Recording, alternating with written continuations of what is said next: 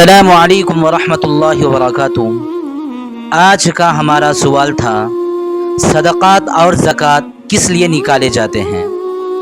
ہمارے سامنے 4 آپشنز موجود تھے۔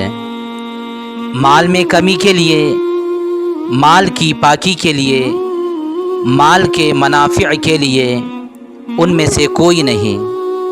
ناظرین، ان 4 آپشن میں سے صحیح اور درست جواب ہے مال کی پاکی کے لیے، جیسا کہ اللہ تعالیٰ نے سورہ توبہ آیت نمبر 102 کے اندر یہ ارشاد فرمایا ہے، خذ من اموالہم صدقۃ تطہرہم وتزکیہم بہا وصلی علیہم، یعنی آپ ان کے اموال کی زکوٰۃ وصول کیجئے تاکہ ان کے مال کو پاک کیجئے اور ان کے باطن کو بھی پاک کیجئے اور ان کے لیے دعا کرتے رہے۔